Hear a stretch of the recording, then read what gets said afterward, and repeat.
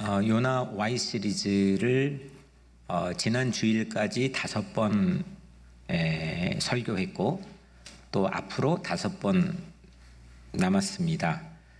그래서 오늘 6번째를 하려고 한 주간 내내 준비해오던 터에 또 이번엔 금요일 저녁에 하나님께서 갑자기 핸들을 바꾸셔서 오늘 마치 축구의 전반전이 끝나고 후반전이 시작하기 전에 15분 시간을 뭐라고 하죠?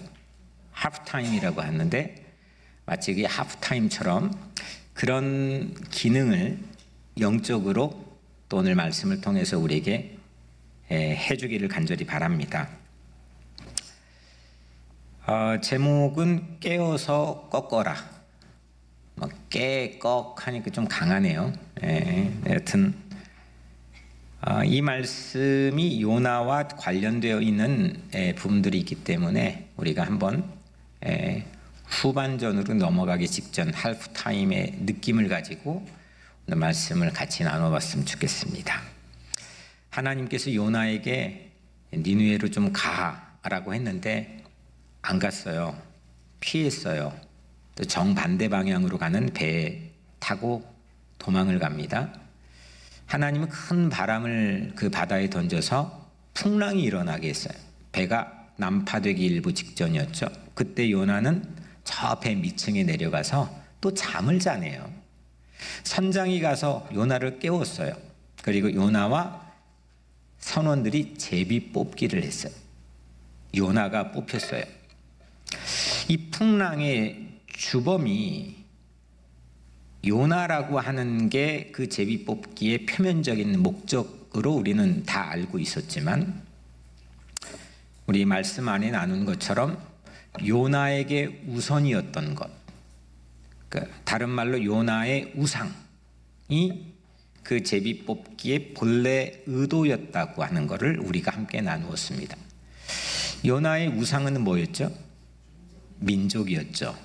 민족에 대한 충성, 그 선한 것으로 포장되어 있는 하나님보다 우위에 있는 우상, 이게 발각되는 그런 상황이 연출되었죠. 그래서 요나는 선원들의 질문에 자기의 책임과 잘못을 인정하고 처음으로 그거를 자백하는 씬이 지난 주일 말씀까지 이야기였습니다. 여기서 풍랑, 제비뽑기라고 하는 일종의 소품을 하나님께서 사용하셨어요. 풍랑과 제비뽑기라고 하는 소품은 우리에게도 사용되는 소품 같아요. 수없이 다양한 풍랑을 만나잖아요. 그리고 계획해서 마주치는 게 아니라 어쩌다 생각해도 없었고 예상해도 없었는데 어쩌다 마주치는 그런 제비에 뽑힌 상황도 우리가 마주하게 되죠. 하나님과 숨바꼭질하는 것, 찾으면 피하고 찾으면 피하고, 거기에 달인이자 명수였던 요나.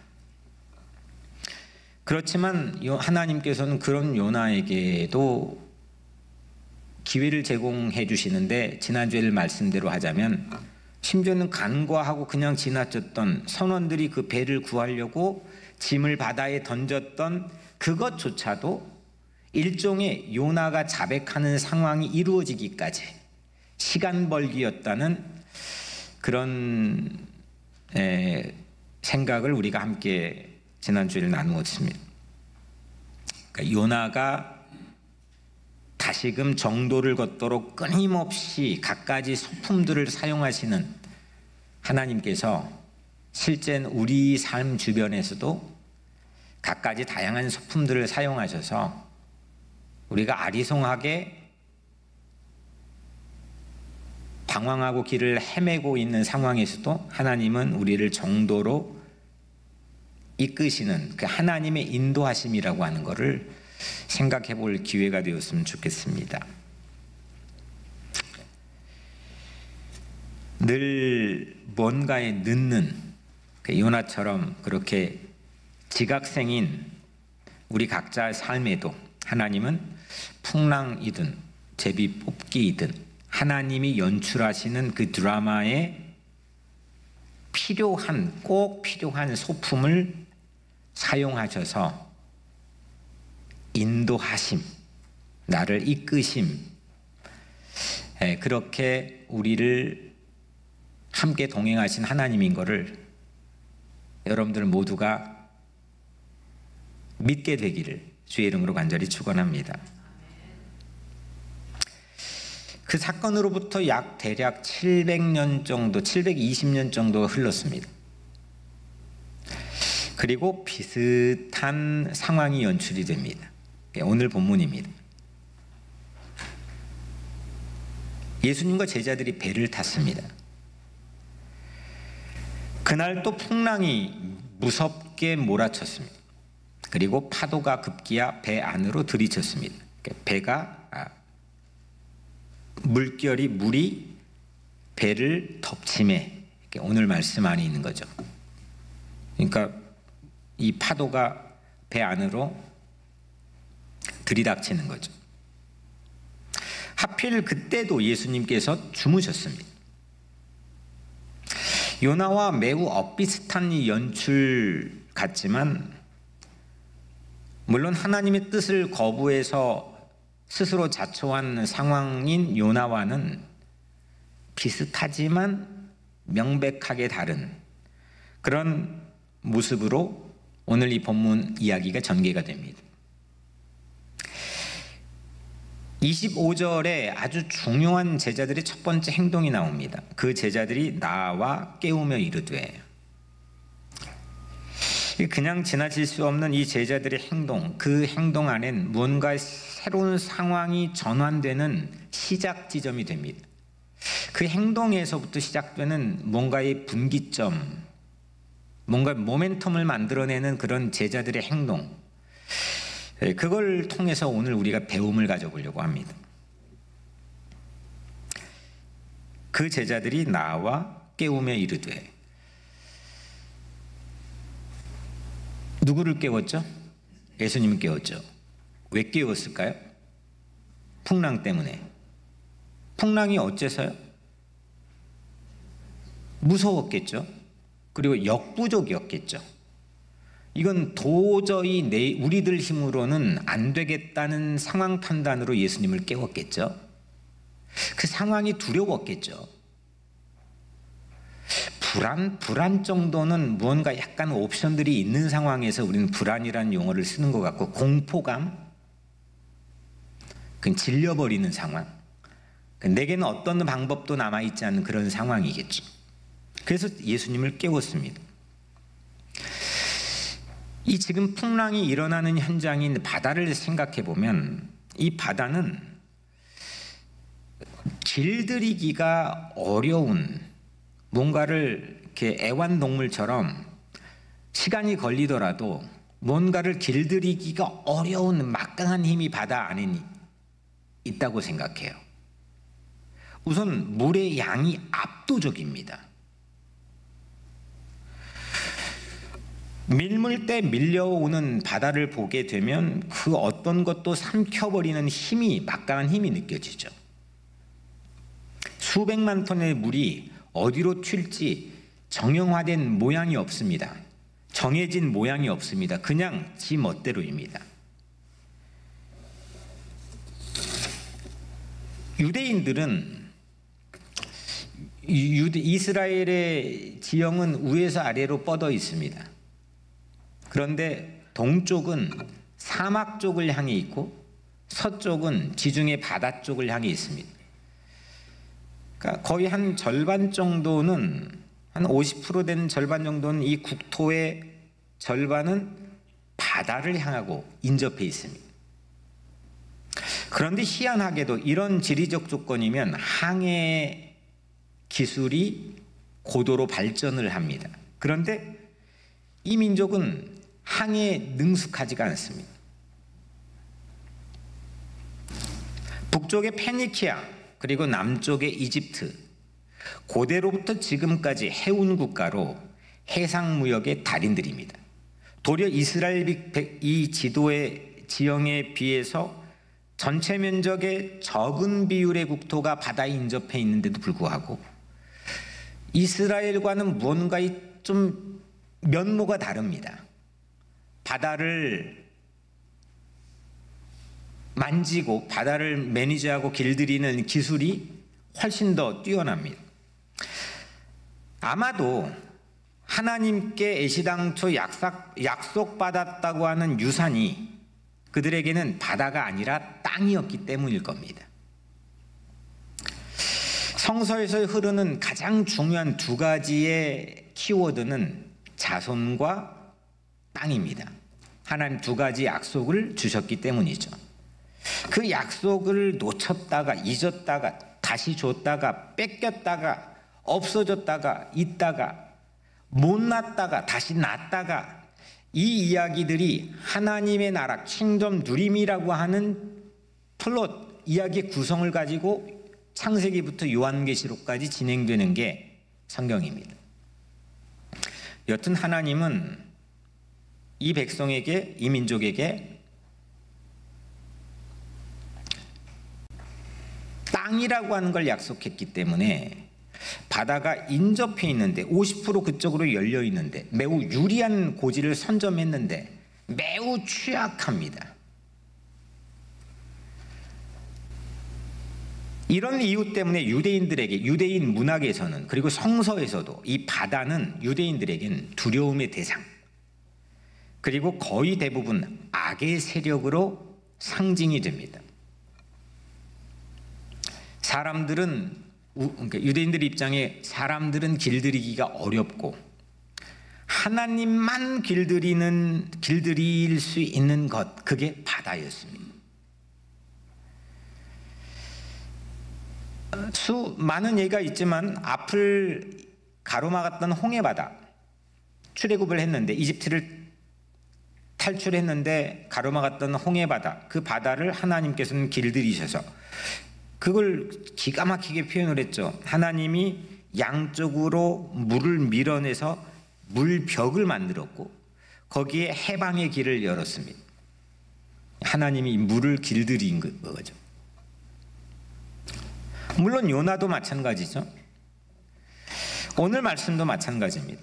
그 제자들은 그 풍랑을 길들이기가 어렵고 통제할 수가 없기 때문에 예수님을 깨웠습니다.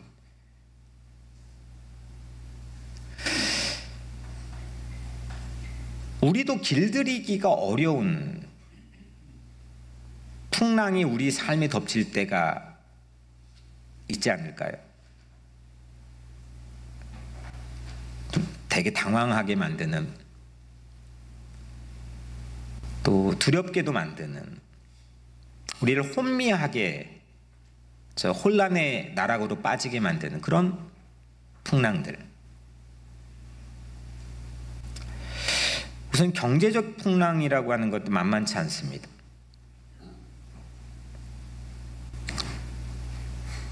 빚 때문에 고생하거나 아니면 사기를 당하거나, 딴에는 열심히 사는데도 불구하고 늘 뭔가 예기치 않는 뒷구멍으로 빠져나가는 그런 경제적 누수연산이나 세계 경제적인 한파나 이런 경제 풍랑이 우리를 덮칠 때도 있죠. 또 사실 우리의 행불행을 나눈 가장 중요한 기점이 되는 인간관계, 대부분의 제 목회하면서 보면 대부분의 사실상 우리에게 영향을 미치는, 행복할까 불행할까를 영향 미치는 그런 요인은 인간관계입니다. 가족이든 부모와 자식이든 아니면 교우들이든 친구건 직장 동료건, 이 인간관계 풍랑은 늘 수시로 우리를 덮칩니다. 예기치 않았는데, 나는 최선을 다하는데도 때론 덮칩니다.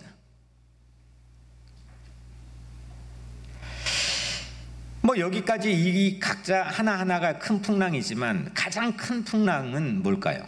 이 풍랑이 닥치면 이 정권은 고려 대상이 아닌 사치 정도로 여겨지게 되는 가장 큰 풍랑은 질병의 풍랑이죠. 이게 딱 하고 닥치면 모든 게 올스톱이 됩니다.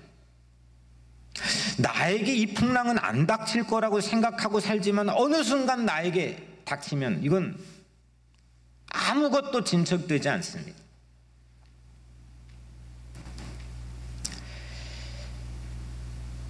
그리고 가장 빈번하게 닥치는 풍랑은 마음의 풍랑, 심리에 다가오는 풍랑, 수도 없이 우리를 덮치지 않습니까? 이거 보이지 않는 마음인데 이 안에서, 이 심리 안에서 수없는 뇌파작용들이 왔다 갔다 하면서 우리에게 막 생각을 오락가락하게 만들고 엎치락 뒤치락하게 만드는 이 마음의 심리, 이게 막 흔들려요. 요동칩니다. 이 풍랑이 치면 우리 삶이 흔들리고 일이 손에 잡히지 않고 뭔가 앞으로 나가기가 버거운 때도 많이 있죠. 국토의 절반이 바다에 인접해 있는 그런 호조권에도 불구하고 하나님은 왜 이 유대인을 그 물에, 바다의 쑥맥으로 만드셨을까?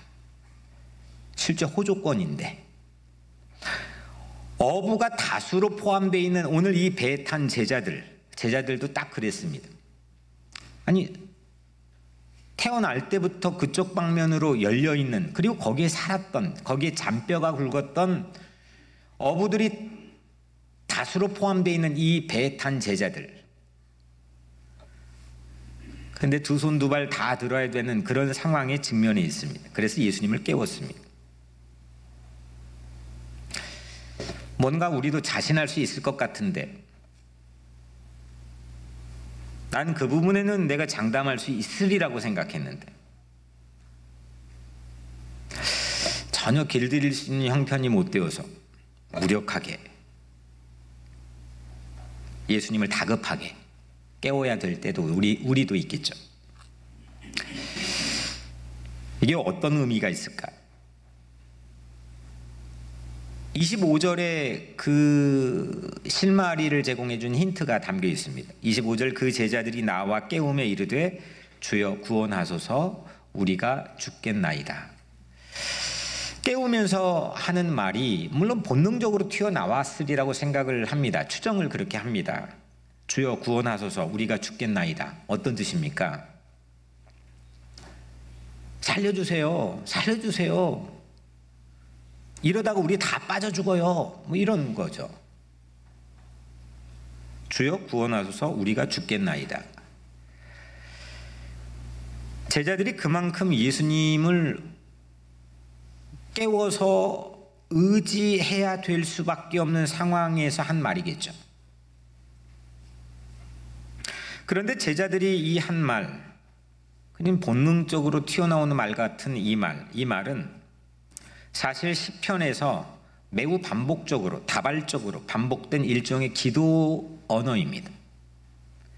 많은 예들이 있지만 두 개 정도만 소개를 하자면 시편 31편 2절 말씀에는 주의 귀를 내게 기울이사 속히 나를 물에서 건지소서. 시편 69편 1절에는 하나님이여 나를 구원하소서. 물들이 내 영혼에까지 흘러 들어왔나이다. 나 범람되어 있습니다. 나 지금 가라앉고 있습니다. 나 죽을 것 같습니다. 이대로 놓아두면 나 빠져 죽습니다. 나를 구원해 주세요. 나 살려주세요. 이게 계속 나오는 겁니다. 오늘 제자들이 처한 상황처럼 절실한 절박한 연약함이 아니고서는 사람들 잘 기도하지 않습니다. 기도하자, 기도해야 된다, 나 기도하고 있다 말하는 것과 실제 기도를 하고 있는 건 차이가 있죠. 절반이 바다에 인접해 있는데 바다에 문외한인 것은 기도하지 않고 살 수 없는 민족이라는 하나님의 섭리 때문 아닐까요? 사람들이 제가 설교를 하면 야, 이거 공부하고 연구하느라고 수고 많이 하겠다고 얘기를 곧잘 합니다. 제가 답을 그렇게 하지는 않지만 속으로는 제가 말씀을 준비하는 대부분의 이 설교 원고의 틀과 영감과 캐리그만은 기도하다가 대부분 나옵니다. 기도를 하게 되면 나 그렇게 생각 안 했거든요. 그리고 몰랐거든요. 그렇게 계획 안 했거든요. 근데 기도하면 뜻하지 않는 많은 아이디어와 생각들, 그리고 넘어가게 만드는, 넘어가서 밀어젖히게 만들 수 있는 힘들, 이런 것들을 기도하면서 하나님 주신다고 저는 믿습니다. 연구와 설교는 다르죠.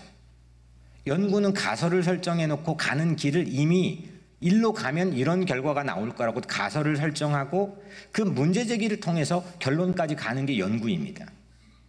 설교는 저는 수요일까지도 지금까지 거의 25년을 설교했는데 이렇게 갈 거라고 생각 못하는 게 거의 대부분입니다.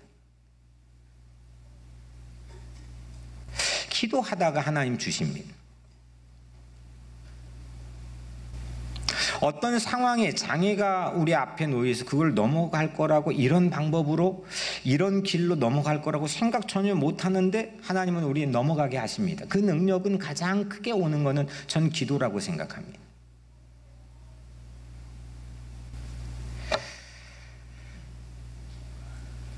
기도를 하면서 이 본문을 거의 씹어 먹습니다. 아마 뭐 수십 번, 때론 그 본문의 양에 따라 수백 번 거의 외우고 다양한 방법으로 묘사할 수 있는 지경까지 그 말씀을 가지고 기도합니다. 하늘천 따지를 예전에 보면은 막 1000번, 2000번 이렇게 다 외웠는데도 뭐 옛날에 시켰다는 거 아닙니까? 이게 10번 그거를 읽을 때까지 갔던 깊이와 내가 안다 그거 여기까지 10번 100번 간 사람과 이거는 그 하늘천 따지라는 한 글자 한 글자에 담겨있는 의미를 길어 올리는 힘이 전혀 다른 겁니다. 이 말씀을 가지고 아니면 내 삶의 문제와 이슈를 가지고 하나님 앞에 기도하는데 안 하는 사람과 생각하는 사람과 아니면 인간적 방법을 가지고 노력하는 사람과 내가 그걸 기도하면서 10번, 20번 생각하는 사람과 그거는 경기력의 차이가 나는 거죠.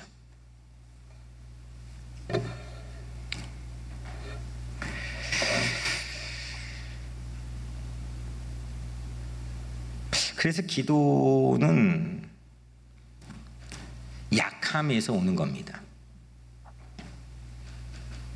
기도해야 될 수밖에 없는 상황, 그런 연약함, 내 삶이 아무리 유리한 고지로 그 면적이 열려 있다고 할지라도 그게 내 무용지물이 돼버리는 그때, 내 옵션이 다 바닥나 버리는 그때, 의지할 대상을 찾지 않고서는 배기지 못하는 그때,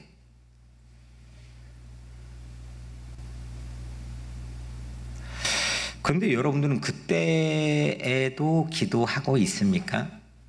빠져 죽게 생겼는데 기도하고 있습니까? 가라앉고 있는데 기도하고 있습니까? 기도보다 더 요긴한 기법들이 아직 우리 수중에 있다고 생각하고 있지 않습니까? 기도하고 계십니까?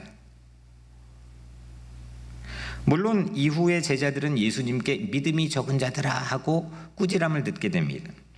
그러니까 실제적으로 믿음이 아주 출중한 기도를 드린 게 아닙니다. 그런데 상황의 전환은 이 제자들이 예수님을 깨우는 순간부터 바뀌게 됩니다. 왜냐? 깨우다가 그들이 깨어났기 때문입니다. 내가 awakening, 그 각성이 되고 깨어나는 그 지점은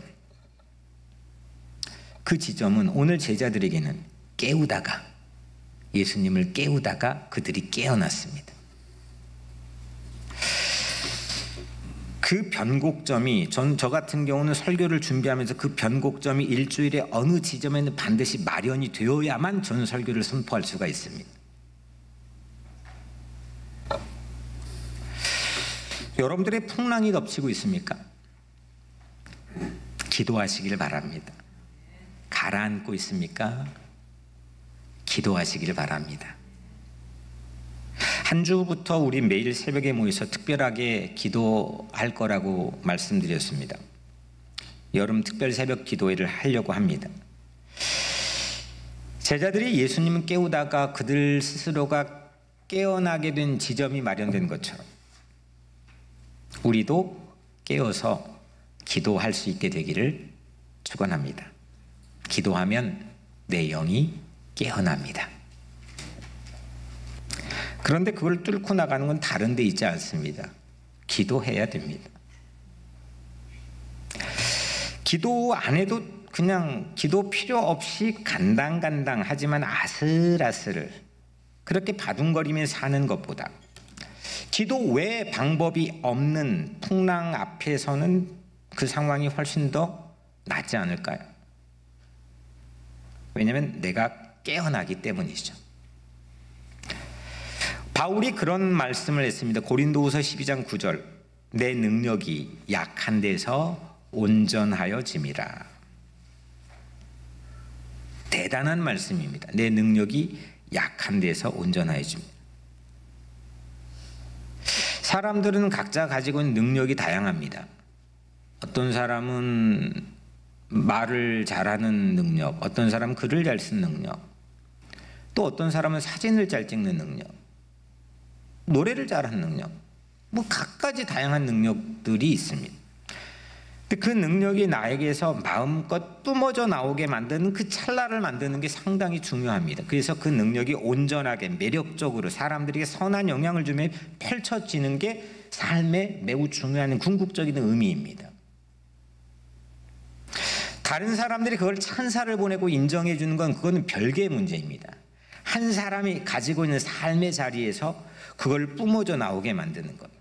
그래서 저도 설인 자매가 요즘 뭐 그 앨범 만든다고 해서 제 이례적으로 제 카톡 푸사에다가 어젯밤에 딱 하고 저 자매가 그게 잘 뿜어져 나오면 좋겠다. 그 결과에 상관없이 그런 생각을 갖고 그게 상당히 중요한 삶의 의미입니다. 그런데 그게 중요한 관건인데 여러 요인들로 그게 안 나오는 겁니다. 그게 가로막힙니다. 내 능력이 나와야 되는데 온전하게 펼쳐지지를 못합니다. 능력의 멋짐이 나와야 되는데 그게 잘 되지 않을 때가 있습니다. 그런데 바울은 내 능력이 약한 데에서 온전해집니다. 그렇게 바울은 과거에 그렇게 기가 막힌 자기의 서티피케이션 능력들을 가지고 엄청난 영향을 강력하게 카리스마를 가지고 펼쳤는데 그때가 아니라 내 능력이 가장 온전하게 펼쳐지는 그때는 내가 약해지기 시작할 때부터 약한 그 자리부터 내 능력이 온전해졌다 했습니다. 왜일까요? 내가 혼자 그 이슈와 풍랑과 그 대상 앞에 서는 게 아니라 내 약해서 내 옆에 예수가 있다고 하는 그 사실을 줄로 연결해서 함께 그거에 맞서는 그 상황에 내 능력이 가장 왕성하게, 가장 다이나믹하게, 가장 멋지게 표출되어 온전하게 펼쳐졌다는 때이라는 겁니다. 예수를 의지할 수밖에 없을 때, 기도할 수밖에 없을 때였던 거죠. 여러분들의 능력은 언제 온전해집니까? 만족하십니까? 펼쳐지고 있습니까? 언제입니까? 예수님께 의지해서, 예수님께 기도해서 예수의 능력이 내 안에, 내가 예수와 함께, 내가 그 어떤 풍랑 앞에서도 내 능력이 온전하게 펼쳐지는 그때가 여러분들의 각자 삶에도 꼭 있게 되기를 주의 이름으로 간절히 축원합니다. 26절은 그 축구의 하프타임 15분에 마치 감독이 선수들을 모아놓고 하는 전술 같습니다. 예수께서 이르시되 어찌하여 무서워하느냐 믿음이 적은 자들아 하시고 곧 일어나사 바람과 바다를 꾸짖으시니 아주 잔잔하게 되거늘. 그 풍랑이 흔들린다고 왜 너희들 마음까지 믿음까지 흔들리니? 이렇게 예수님께서 타박하시는 거죠.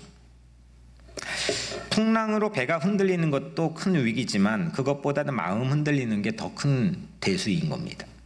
예수님은 바람과 바다를 꾸짖어서 풍랑을 아주 잔잔하게, 그냥 잔잔하게, 아주 잔잔하게, 고요하게 만들어 주셨습니다. 풍랑도 잔잔하게, 그리고 마음까지도 잔잔하게. 예수님은 제자들에게 새 판을 짜주신 겁니다.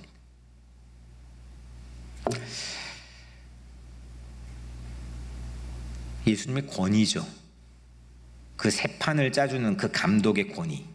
후반전 시작됨과 동시에 어떤 전술과 어떤 판에 나가서 싸워야 될지,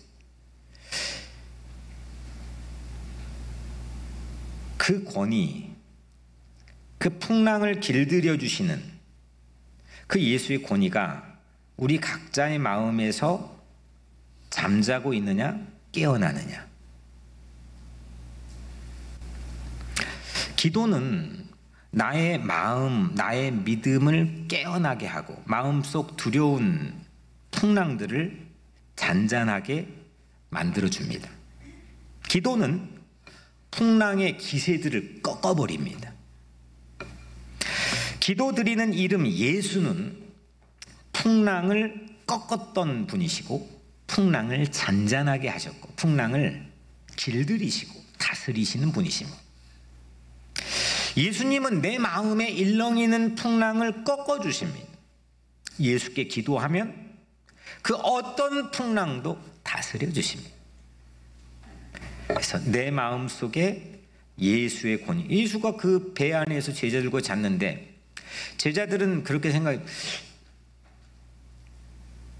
신체적으로 자고 있다고 해서 예수가 이 풍랑에 어떻게 될 것 같다는 예수의 권위도 자고 있는 것처럼 생각했던 겁니다.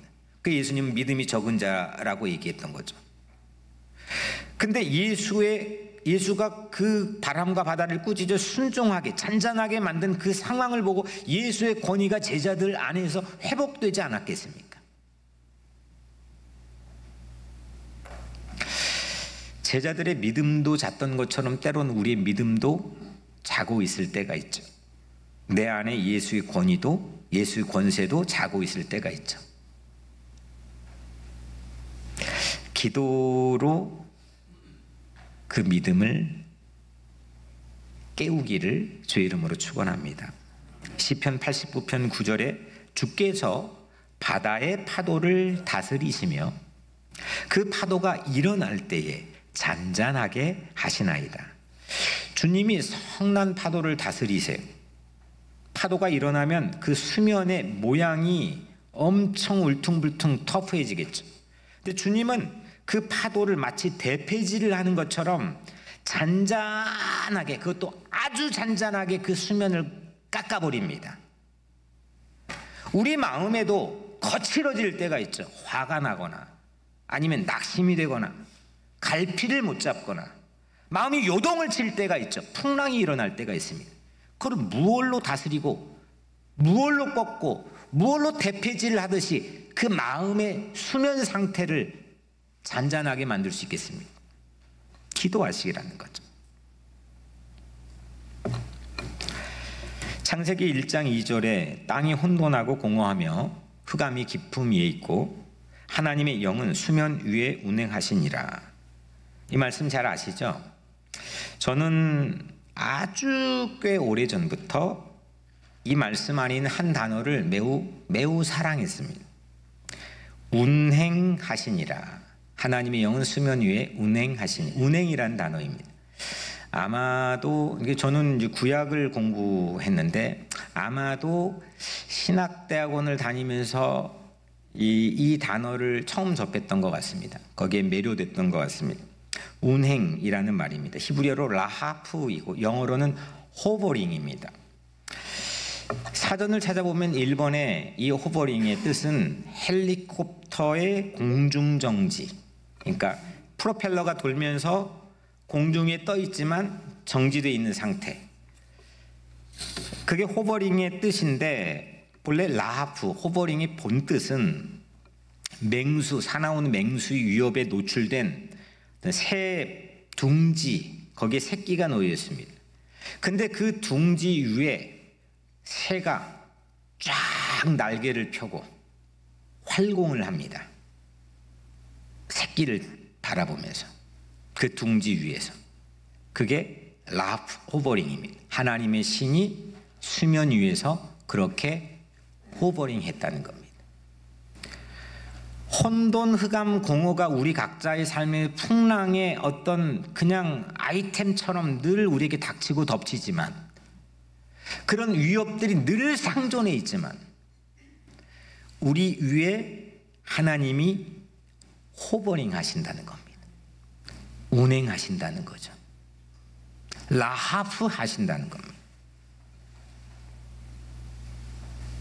그런데 그 운행은 늘 상존해 있습니다. 하나님은 늘 우리를 그렇게 라하프 하십니다. 그런데 관건은 그걸 내가 받느냐, 보고 있느냐, 그걸 의식하고 사느냐, 그 밸류를 갖다가 믿고 내가 쓰고 있느냐, 그 awakening, 내가 깨어나는, 내 영이 깨어나는 그 순간이 과연 있느냐, 이게 관건인 거죠.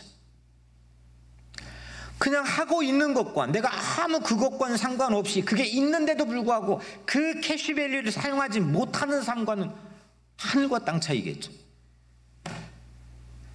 그 내 영을 깨어나게 해서 내 위에 호버링하고 계시는 하나님을 의식하고 그걸 끌어다가 내가 오늘 내 삶에 끌어다가 사용하고 있게 만드는 게 기도라는 거죠. 그래서 기도합시다. 여러분들 각자 삶에서 기도가 시작되기를 바랍니다. 기도가 더 깊어지기를 바랍니다. 기도의 능력을 받기를 바랍니다. 말로 기도하자는 게 아니고 기도를 생각하자는 게 아니라 기도를 하시기 바랍니다. 믿음이 부족해도 괜찮습니다. 오늘 제자들 보십시오. 그냥 본능적 기도해도 괜찮습니다. 시편의 대부분은 각자의 처한 삶의 컨텍스트에서 어쩌면 본능적인 기도를 가장 원초적으로 드리는 게 시편들입니다. 기도를 시작하십시오. 기도합시다. 이 가을을 앞두고 하나님께서 주신 이 하프타임에 그런 모멘텀을 만들 수 있는 영적 기질의 변화가 우리 삶에 있게 되기를 축원합니다.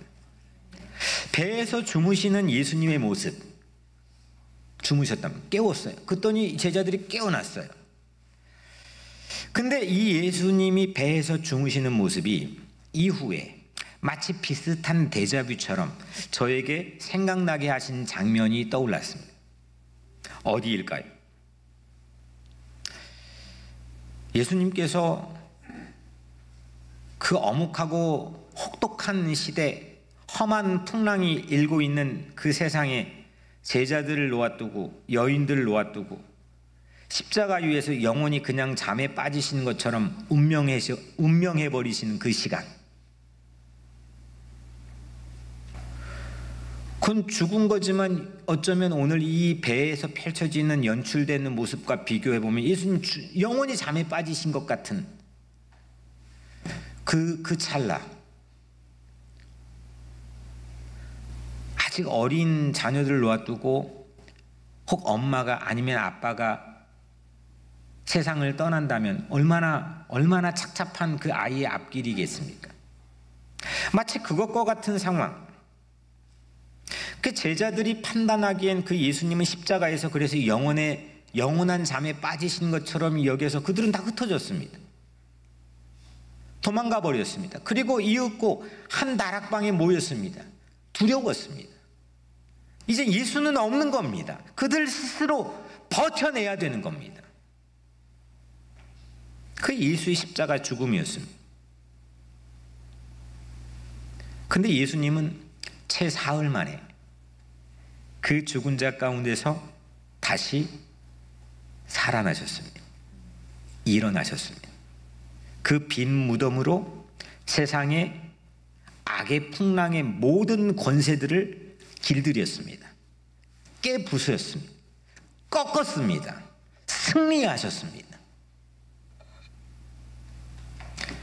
예수님은 그 죽음에 깨어나셔서 사망을 꺾으셨죠. 사망아, 너의 승리가 어디 있느냐? 사망아, 야, 그렇게 의시됐던 너의 막강한 권세를 가지고 세상을 호령하고 세상을 네 맘대로 길들였던 그 사망아, 네가 이겼던 승리가 어디 있느냐? 예수가 승리했다, 이거 아닙니까? 예수 그리스도는 잔줄로만 알았는데 사흘 만에 일어나셔서 빈 무덤으로 사망과 죄의 모든 막강한 권세를 꺾으셨습니다. 그 예수의 승리가 곧 여러분들의 승리가 되기를 바랍니다. 내게 덮치는 풍랑에도 예수님 왜 주무세요? 언제까지 주무시렵니까? 어디 계세요? When it hurt, where is God? 내가 상처받을 때 예수님 어디 계셨습니까?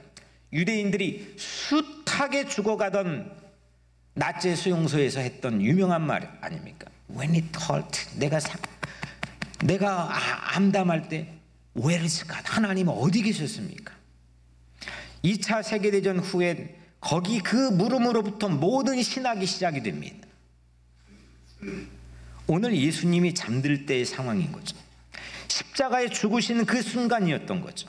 하지만 예수님은 일어나서 깨어나서 모든 세상의 권세들을 꺾었습니다. 예수 권세로 우리도 기도하게 되면 우리 믿음이 깨어나서 우리도 풍랑을 꺾으며 살 줄로 믿습니다. 그래서 다시 기도에 나서기를 바랍니다. 기도 많이 깨어나게 하고 기도 많이 꺾어 승리하게 합니다.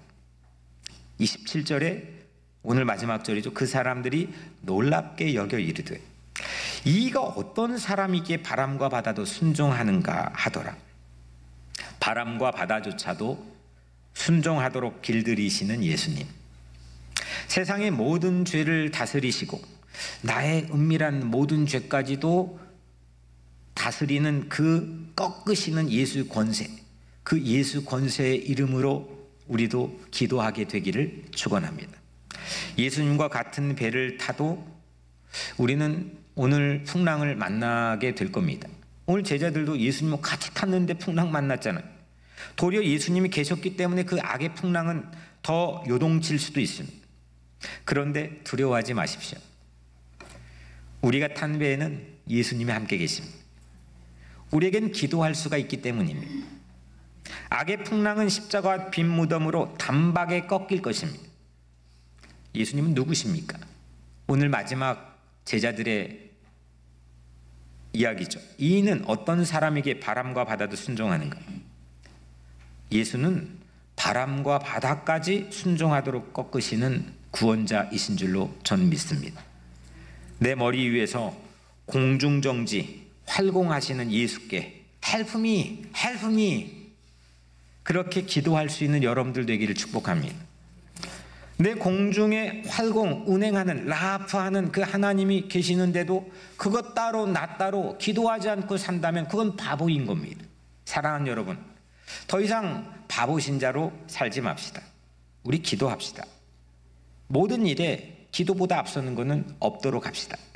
요나는 자기 자신을 바다에 던졌지만 우리는 예수님이 나 대신에 십자가의 사랑으로 자기의 몸을 던졌습니다. 예수님을 깨우십시오. 기도로 깨우십시오. 예수의 권세는 세상 모든 풍랑을 꺾게 됩니다. 앞으로 2주 가을을 맞이하고 있는 하프타임, 그 하프타임으로 여기고 우리가 기도하면서 새로운 후반전을 맞이하기를 주의 이름으로 축원합니다.